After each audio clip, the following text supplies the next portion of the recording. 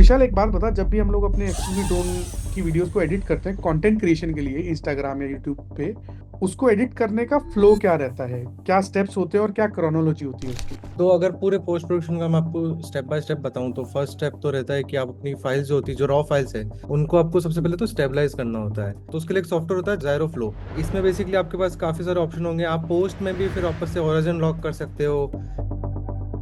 इसके बाद जो सेकंड ऑप्शन रहता है वो मेरा एक एडिटिंग सॉफ्टवेयर है, जिसमें दो एडिटिंग सॉफ्टवेयर पे वर्क करता हूँ, प्रीमियर प्रो, डाविंसी। उसमें सारी अपनी वीडियो फाइल्स को आप इंपोर्ट कर लो। एफपीवी शॉट्स में क्या होता है कि आप बार बार जैसे ना नॉर्मल ड्रोन के जैसे रिकॉर्ड स्टार्ट स्टॉप नहीं कर सकते हो। तो वो बेसिकली 3 से 5 मिनट की एक पूरी क्लिप होती है। तो उसके अंदर आप राइट। सबसे पहले अपने सेलेक्ट निकाल लो कि ये शॉट मैंने निकाला है, तो वैसे वैसे करके आपके सारे डेटा सिलेक्शन वगैरह हो जाता है।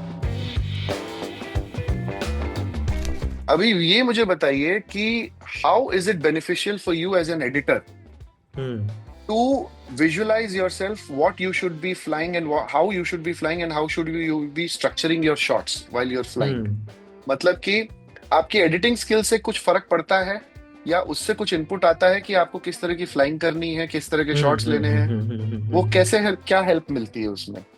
बिल्कुल, देखो एडिट से मेरे को ना, जब भी मैं फ्लाई करता हूँ तो मेरे माइंड में वो एक ना पूरा पर्सपेक्टिव बन जाता है कि अगर मैं ये इस टाइप का शॉट ले रहा हूँ तो ये, जैसे आज कोई अगर ट्रेंड चल रहा है कि ये म्यूजिक का ट्रेंड चल रहा है, तो किस टाइप के शॉट्स लेने, अगर वो हाई पेस शॉट्स है या कोई रिवीलिंग वाले शॉट्स है, या मैंने किसी क्लोज गैप के अंदर से कोई ड्रोन को निकाला है, या पर्टिकुलर कोई भी मैंने अगर शॉट्स लिया है, तो जब भी मैं एडिट टेबल पे बैठता हूँ तो मेरे लिए काफ़ी इजी हो जाता है, वो शॉट्स सेलेक्ट करना काफ़ी इजी हो जाता है। तो आई गेस वो मेरा जो एडिटिंग स्किल्स है वो मेरे को काफ़ी हेल्प करता है उस पॉइंट पे। पायलट्स भी दो तरह के होते हैं, जैसे विशाल ने बताया ना। I think Vishal is of the first kind जो एडिटर है और जो फाइनल वीडियो के हिसाब से शॉट्स लेता है, ठीक है। राइट।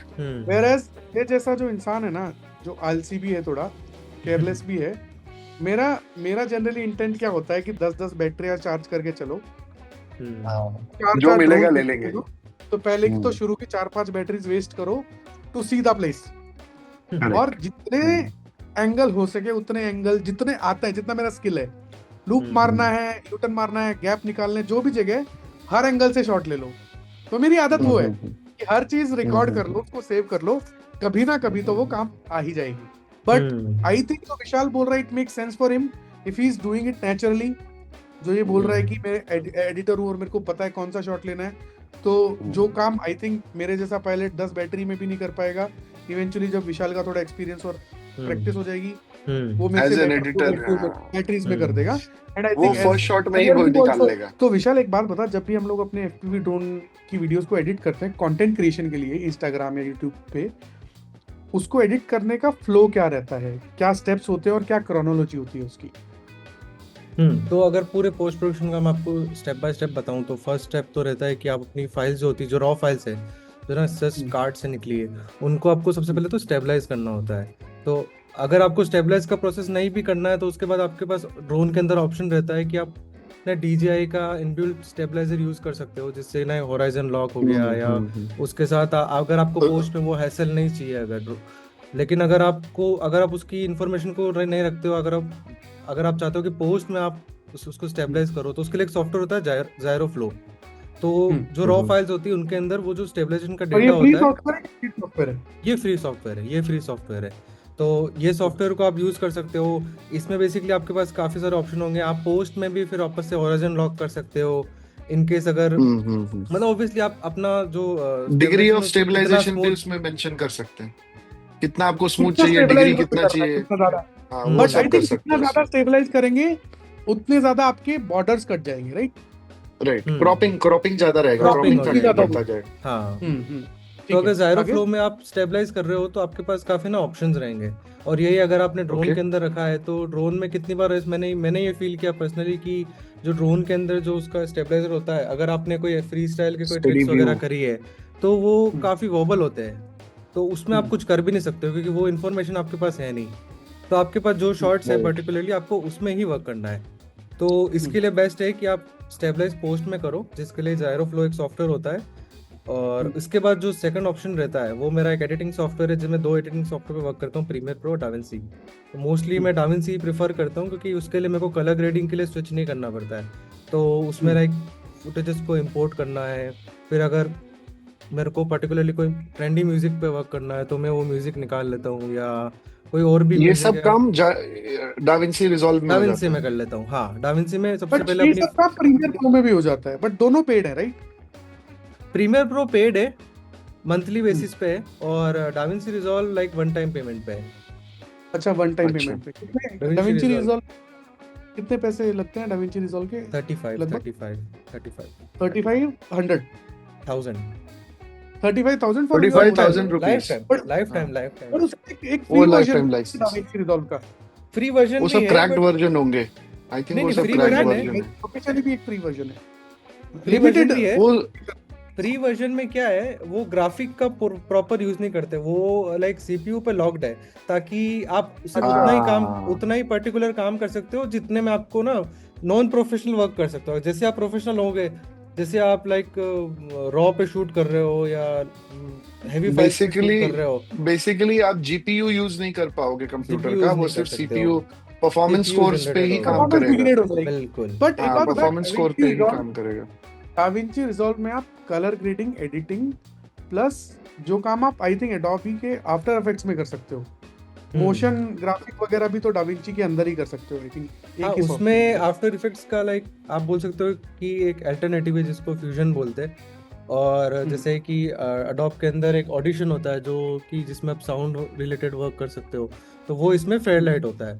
तो काइंड ऑफ एक Okay. ही सॉफ्टवेयर के अंदर आपको एडिट भी मिल गया, कलर ग्रेडिंग भी मिल गई, फेयरलाइट भी मिल गया, और फ्यूजन भी मिल गया जिसमें मोशन ग्राफिक्स वगैरह आप कर सकते हो। तो ये काइंड ऑफ एक ऑल इन वन पैकेज हो जाता है कि आपको एक सॉफ्टवेयर से दूसरे सॉफ्टवेयर में स्विच नहीं करना है।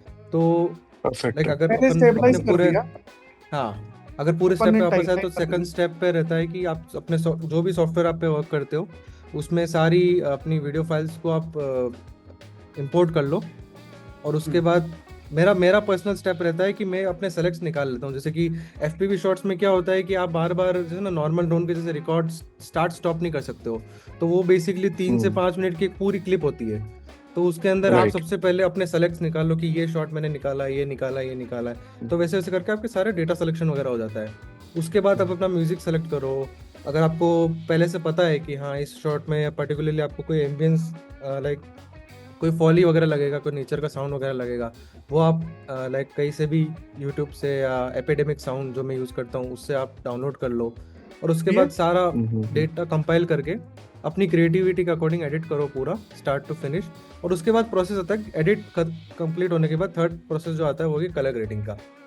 तो अगर आपने DJI के ड्रोन पे शूट कर रहे हो तो उसमें एक ऑप्शन रहता है D-Log का, तो उस पर आप क्या है आपके पास थोड़ी सी कलर ग्रेडिंग के लिए फ्लेक्सिबिलिटी वाला वगैरह होती है, थोड़ा सा डायनामिक रेंज वगैरह का उसमें आपके पास कंट्रोल रहता है, तो आप वो कर सकते हो। यही अगर आपने अगर GoPro लगा रखा है तो GoPro में तो अभी 13 के ऊपर की सीरीज में लॉक भी आने लग गया है, तो आप उसमें जैसे मैंने अभी रिसेंटली एक शूट किया था उसमें मैंने लॉक पे शूट किया था, तो मेरे को ग्रेडिंग में काफ़ी सारी फैसिलिटी वगैरह मेरे को मिली थी कि मैं अपने हिसाब से पूरा ग्रेड लाइक पूरा लुक बना पा रहा हूँ।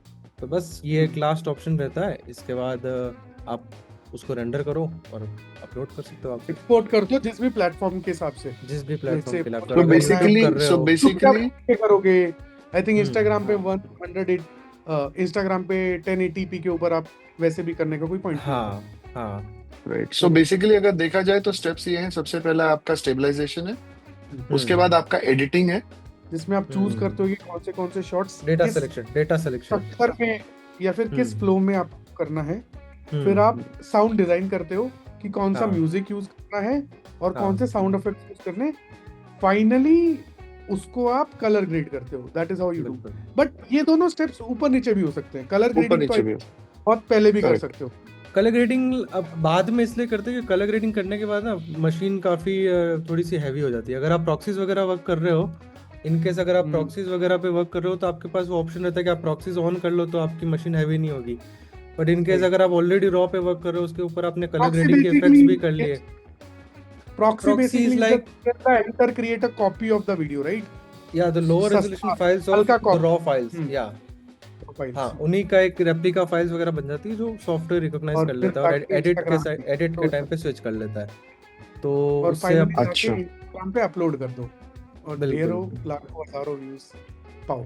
तो इसमें आप लट्स वगैरह भी लगा सकते हो बेसिकली, अगर आपके पास रॉ But क्या फाइल्स होता है है? तो But क्या होता है? लुकअप टेबल्स होते हैं ना उसके अपना, आप हाँ अगर टेक्निकल लर्ट्स वगैरह आपको लगाने हैं, जैसे कि लॉक से रेक्स 9 की कन्वर्ट वाली आपको लर्ट लगानी है, तो वो आप लगा हाँ, सकते जैसे हो। रेक 9 में आप तो रिकॉर्ड ही होता है, जैसे तो पता डी नहीं क्या लॉग बात है, ने मेरे जैसे किया। ऊपर जा रहा है। नहीं। गाइस आई मेरा थिंक क्या, अगर आप थोड़ा ज्यादा डीप हो रहा है, थोड़ा बहुत कंटेंट अगली वीडियो के लिए भी बचा लेते हैं। आई थिंक हम्म, हमारा इंटेंशन ये वीडियोस बनाने का ये है कि लोग एफपीवी ड्रोन्स और ड्रोन्स इन जनरल के बारे में थोड़ा ज़्यादा सीखें, लोग ज़्यादा से ज़्यादा रिस्पॉन्सिबल फ्लाइंग करें, लोग मार्केट को ख़राब ना करें।